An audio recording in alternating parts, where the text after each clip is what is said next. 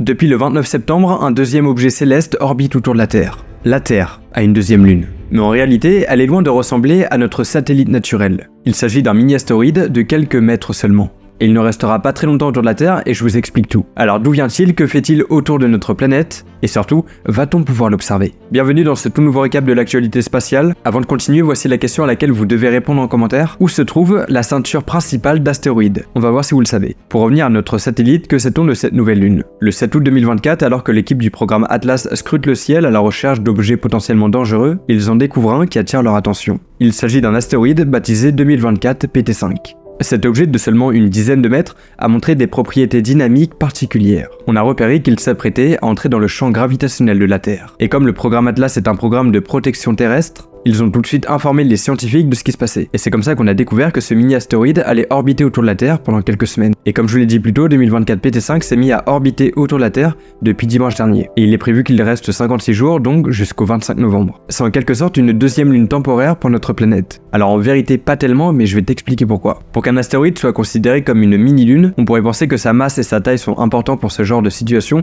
mais en fait pas du tout. Ce qui importe vraiment, c'est surtout sa vitesse et sa distance. Les scientifiques expliquent que pour qu'un astéroïde soit capturé par l'attraction gravitationnelle terrestre, il faut qu'il soit à moins de 4,5 millions de kilomètres de la Terre et qu'il ait une vitesse inférieure à 3600 km/h. Alors dit comme ça, 3600 km/h ça paraît très rapide, mais à des échelles cosmiques, ça l'est pas vraiment. Le truc c'est que cette mini-lune ne va pas faire un tour complet autour de la Terre, donc on peut pas vraiment dire que c'est un satellite temporaire. Parce qu'en fait, pendant 56 jours, l'astéroïde va avoir une trajectoire ressemblant à un fer à cheval. Alors pas d'inquiétude, il ne représente aucun danger pour la Terre. Il ne reste que pas du tout d'entrer en collision avec la Terre, ni maintenant, ni dans les prochaines décennies. Une des raisons principales, c'est sa distance, et donc le fait qu'il n'est pas assez attiré par la gravité terrestre. Tous les astéroïdes ne peuvent pas devenir des mini-lunes, soit parce qu'ils vont beaucoup trop vite et donc ils dépassent la Terre, ou alors ils sont beaucoup trop éloignés. Alors faut savoir que les mini-lunes ne sont pas simples à détecter.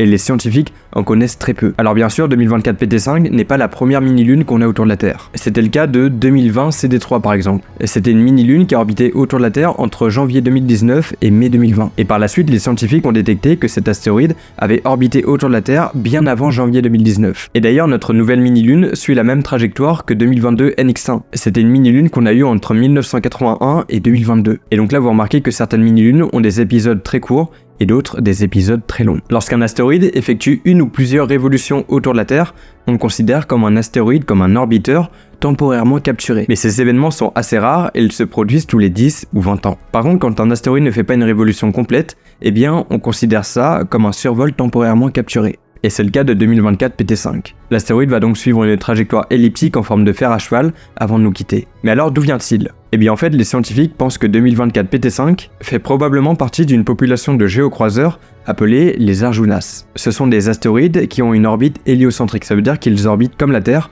autour du Soleil. Et donc Arjuna, c'est une ceinture secondaire d'astéroïdes composée de roches spatiales. Mais là on parle de ceinture principale et ceinture secondaire d'astéroïdes. Mais alors qu'est-ce que c'est? Bon, alors peut-être que vous savez déjà ce qu'est une ceinture d'astéroïdes. C'est une région de l'espace remplie de plusieurs astéroïdes en grand nombre. Leur composition peut varier, mais la plupart des astéroïdes sont faits de métaux ou de roches. Ces ceintures se trouvent généralement entre les orbites des planètes, comme entre Mars et Jupiter dans notre système solaire. À la base, une ceinture d'astéroïdes, c'est une planète qui ne s'est pas formée. Et donc ces roches se sont dispersées dans l'espace et ont formé ces ceintures d'astéroïdes qu'on connaît. Alors qu'est-ce que c'est que la ceinture principale d'astéroïdes? C'est le nom qu'on lui a donné parce que c'est la ceinture la plus connue. Étant donné qu'elle est énorme, elle s'étend entre 2,1 et 3,3 unités astronomiques du Soleil. Et dans cette ceinture, on retrouve Vesta, Pallas ou Cérès, qui est actuellement considérée comme une planète naine. Bref, donc on a la ceinture d'astéroïdes principale, mais secondaire, c'est quoi? C'est quoi vraiment la différence entre les deux? Eh bien la ceinture secondaire fait généralement référence à des groupes d'astéroïdes qui sont en dehors de cette ceinture principale. Il y a les centaures qui se situent entre les orbites des géantes gazeuses, comme Neptune et Jupiter. Et enfin, les Arjunas dont on a parlé. C'est une ceinture secondaire qui se trouve proche de la Terre. Et certains astéroïdes de cette ceinture peuvent se rapprocher à des distances et des vitesses nécessaires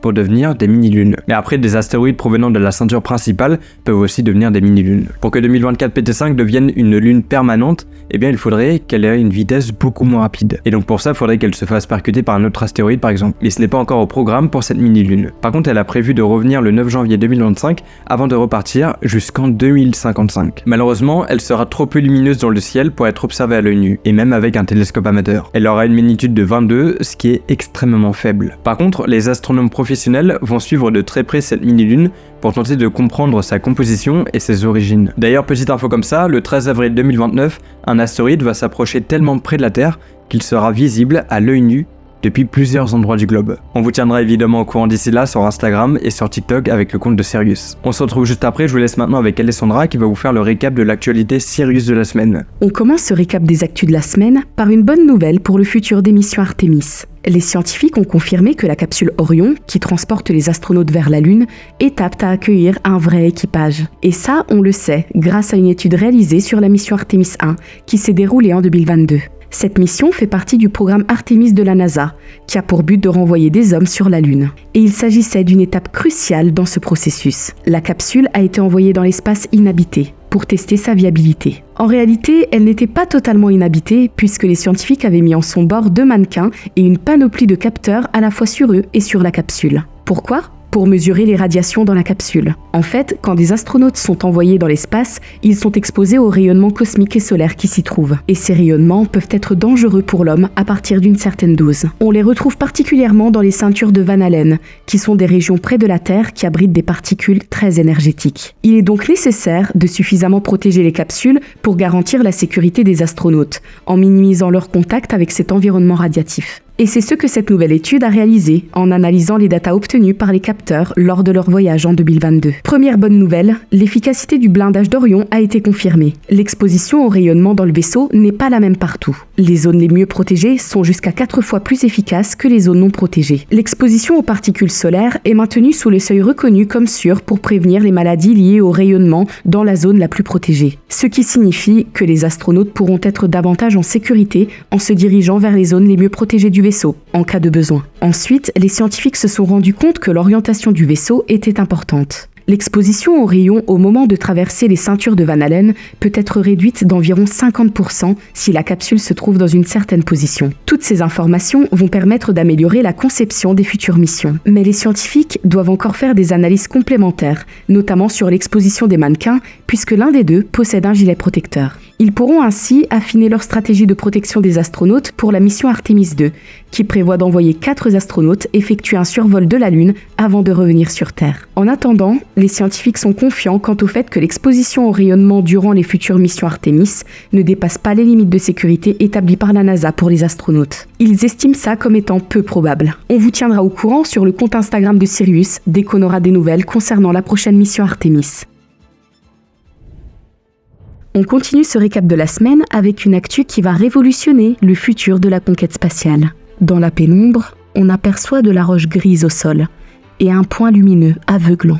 2 astronautes en scaphandre semblent chercher quelque chose dans la roche. On se croirait presque sur la Lune. Eh bien, c'est l'idée. Il s'agit de Luna, l'installation lunaire de l'ESA et de l'agence aérospatiale allemande qui a été inaugurée mercredi. Et Thomas Pesquet y a fait ses premiers pas lunaires. Cette lune sur Terre se trouve dans un entrepôt d'apparence ordinaire à Cologne, en Allemagne. Mais à l'intérieur se cache une reproduction plus vraie que nature de la surface de la Lune. Sur une zone de 700 mètres carrés, avec un plafond de plus de 9 mètres de haut et des murs peints en noir, Luna va offrir aux astronautes européens un environnement proche des conditions réelles de la Lune. Et ça commence par le sol. L'ESA a créé 900 tonnes de sa propre version du régolithe lunaire, l'épaisse couche de poussière qui recouvre la Lune. Elle a été déposée de sorte à créer des cratères et des bosses les plus réalistes possibles. Avec sa texture rugueuse et très fine, elle s'infiltre dans les équipements des astronautes et leur technologie. Pouvoir simuler ces problèmes sur Terre est un bon entraînement pour les futurs astronautes lunaires. Pour rendre la simulation encore plus réaliste,